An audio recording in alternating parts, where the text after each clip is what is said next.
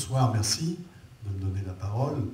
Je suis très heureux de vous retrouver, aussi nombreux pour cette première concernant le film Océan, que nous allons vivre ensemble au cours de cette projection.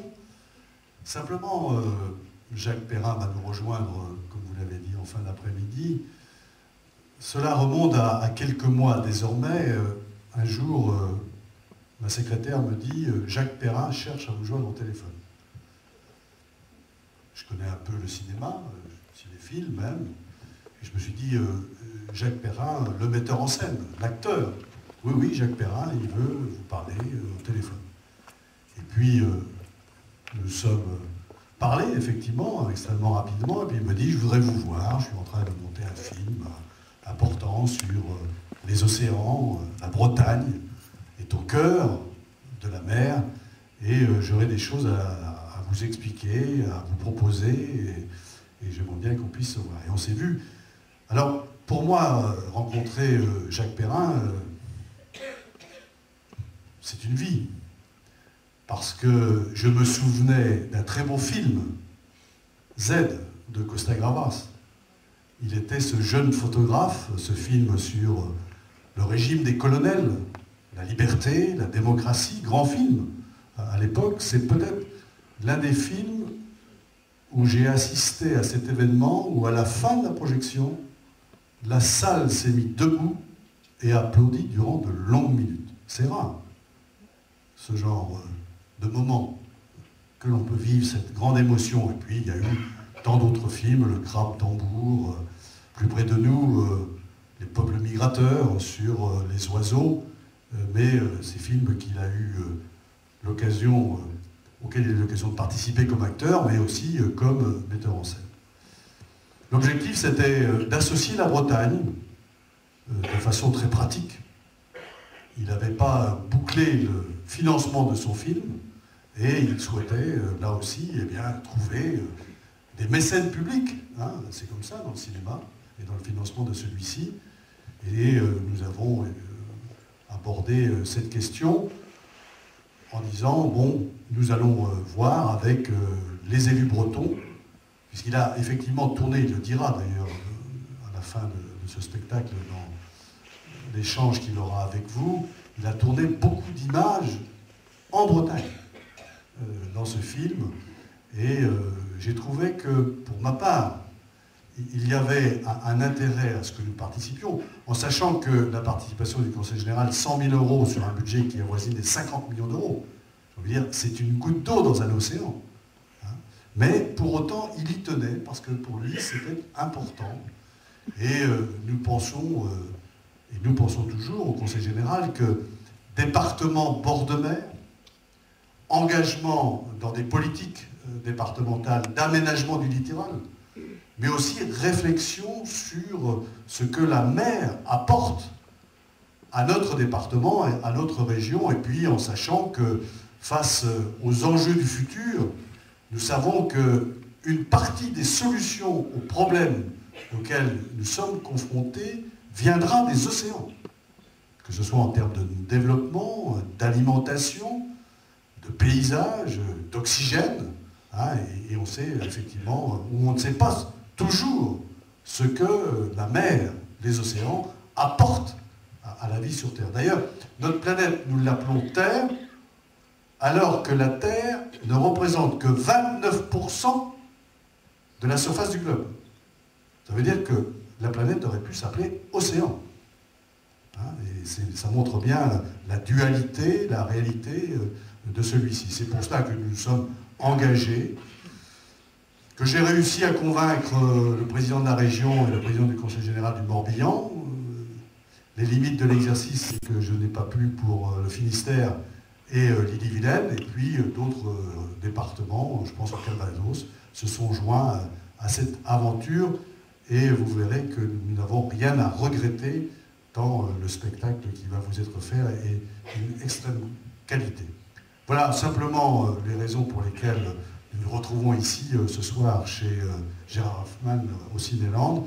Ce que je vous souhaite, c'est une excellente soirée, un moment de bonheur intense, et puis que nous poursuivions cette soirée par l'échange que nous aurons avec le réalisateur et aussi d'autres personnes qui ont participé à ce film. Bonne soirée, merci.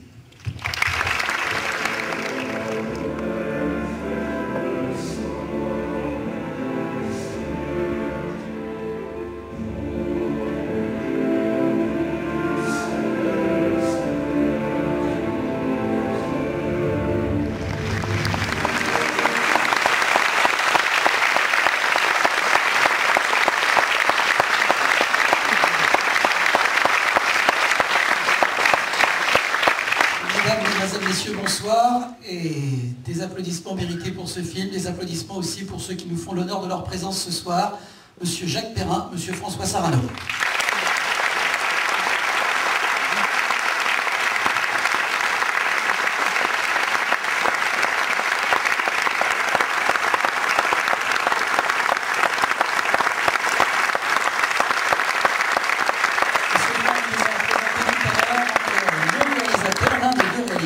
Jacques Cluzot, Monsieur Jacques Perrin, et puis un des caméramans, Je voudrais demander aussi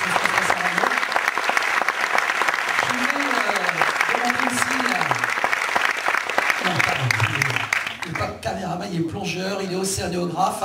Je ne rentre pas dans la présentation précise parce que je sais que ça a été fait juste avant la soirée, Monsieur Sarano, donc on a dit qui vous étiez, ce que vous aviez fait exactement, donc voilà pourquoi je ne m'étends pas sur votre fiche, mais en tout cas c'est un vrai plaisir de vous avoir avec nous. Je vais demander à monsieur le président du Conseil général, monsieur Claudie Le Breton, s'il souhaite venir nous rejoindre sur scène, évidemment, de venir avec nous aussi sur cette scène. Donc c'est à lui de voir s'il nous rejoint ou s'il viendra après dire un petit mot de conclusion. Bon, monsieur Le Breton ne réagit pas, donc il viendra à la fin.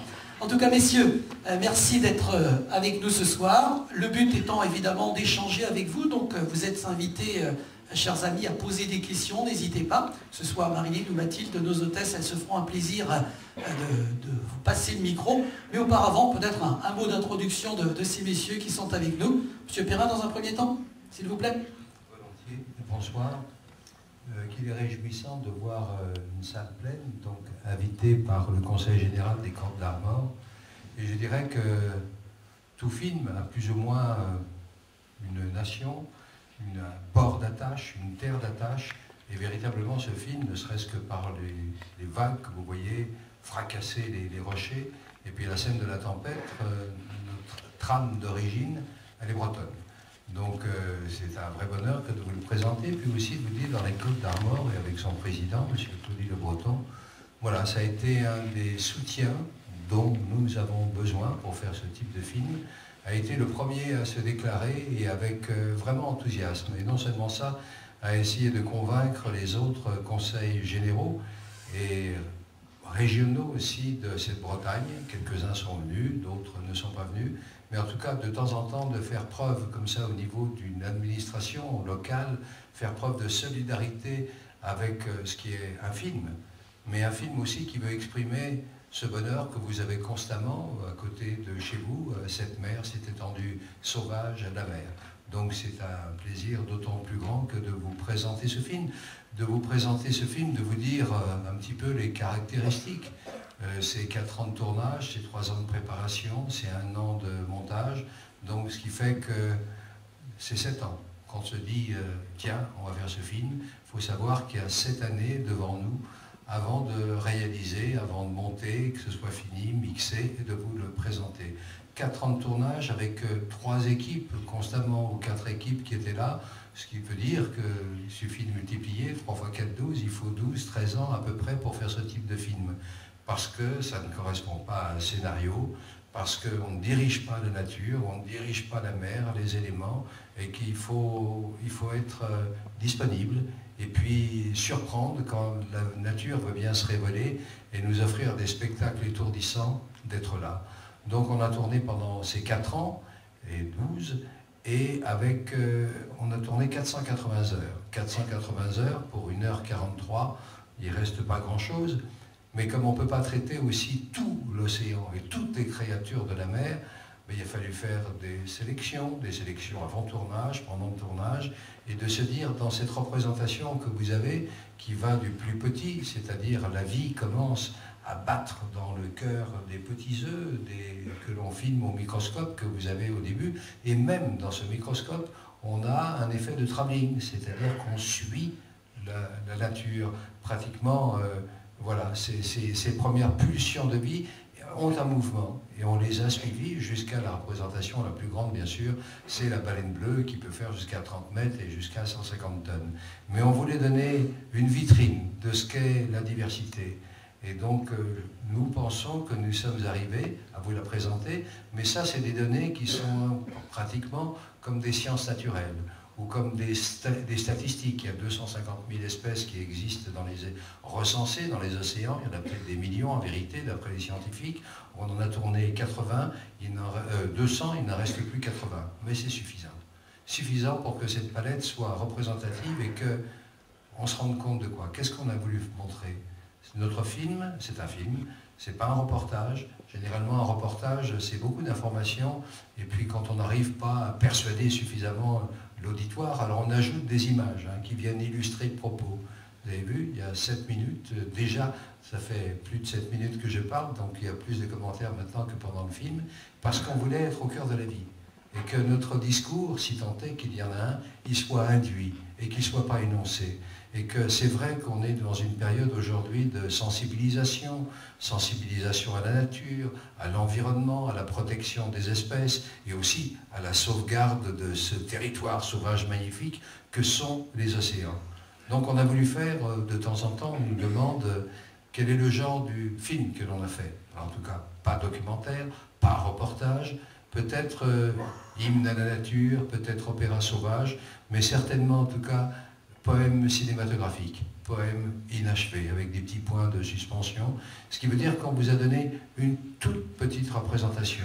C'est pas encyclopédique, mais elle est suffisante pour comprendre, non pas simplement pour savoir, mais pour comprendre. Ce qu'on essaye de faire, ce qu'on a essayé de faire, c'est de vous faire ressentir, comme si la mer, comme si l'océan vous enveloppait, et qu'à partir de ça, on sorte du film en ne sachant rien de plus que ce que l'on savait auparavant, mais on a ressenti. On a ressenti émotionnellement, on a ressenti ce que sont les océans. Donc c'est ce que l'on a essayé de faire, et ces sentiments, pour les ressentir, il faut avoir d'abord des caméramans, des plongeurs de talent. Effectivement, François est biologiste et plongeur, n'est pas caméraman, mais il a été le premier conseiller technique et biologiste, compagnon de Cousteau, qui nous a rejoints, et Dieu sait si ses conseils ont été précieux. Mais autour de nous, parmi aussi les 400 personnes qui ont défilé sur le film, dont un noyau de 80-100, c'était nos collaborateurs, on peut dire que c'était nos co-réalisateurs, dont 8 plongeurs sous-marins. 8 plongeurs sous-marins, comment vous exprimer la maîtrise de cette technique qui débouche sur une évocation poétique.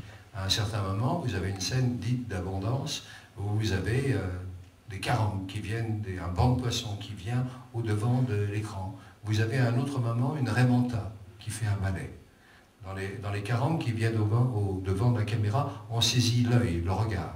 C'est important, l'œil, le regard. On sait que c'est important chez les animaux que l'on rencontre terrestres, mais ceux de la mer, les poissons. Révéler qu'il y a des vraies natures, qu'il y a des vraies personnalités, qu'il y a la vie et qu'ils regardent comme nous regardons. Ça, on a voulu le filmer, nos opérateurs de talent l'ont filmé. Et puis, il y a cette raie manta qui fait un balai tout à fait extraordinaire. Elle va de tous les côtés dans un univers à 3 dimensions, et l'opérateur qui la regarde s'inscrit dans le même mouvement, fait le même balai, ça devient un balai à 2, l'observateur et l'observé. Et là, s'il n'y a pas cette compréhension de la nature, de la vie, du mouvement des choses, on ne peut pas faire. Puis la dernière fois, pour arriver à cette présentation d'une partie tout à fait partielle de l'océan, il a fallu inventer des outils, des machines, parce que c'est la première fois qu'au cinéma, et même pas pour le spectateur, mais aussi pour les scientifiques, que l'on suit les animaux de la mer, les dauphins, les thons, à grande vitesse, sous la surface, au-dessus de la surface, à une vitesse qui est